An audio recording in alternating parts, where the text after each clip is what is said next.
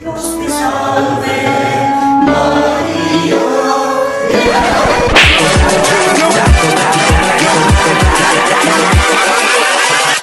Hold up.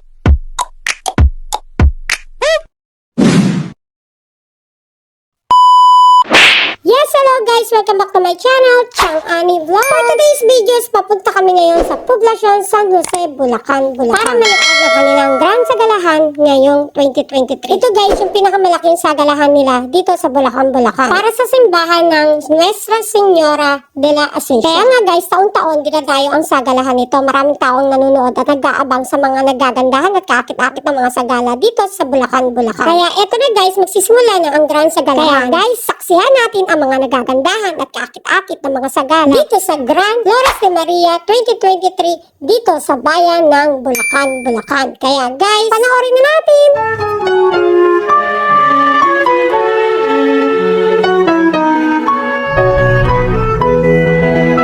Dios te salve, María, llena eres de gracia, el Señor es contigo, el Señor es contigo. Bendita tú eres entre todas las mujeres, y bendito es el fruto de tu vientre, Jesús. Santa María, Madre de Dios, ruega por nosotros, pecadores, ahora y en la hora de nuestra muerte. Amén. Jesús, Dios te salve, María, llena eres de gracia, el Señor es contigo, el Señor es contigo. Bendita tú eres entre todas las mujeres, y bendito es el fruto de tu vientre, Jesús. Santa María, Madre de Dios, ruega por nosotros, pecadores, ahora y en la hora de nuestra muerte. Amén. Jesús.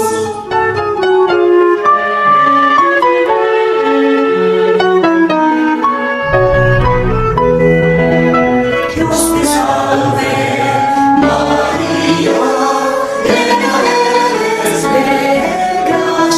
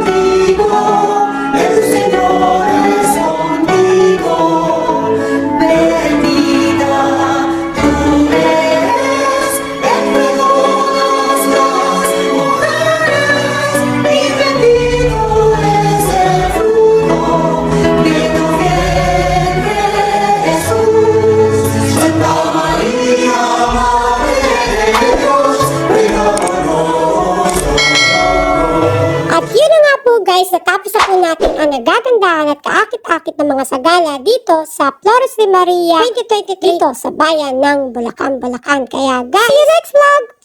Mega love shoutout sa buong Team Virgin ako,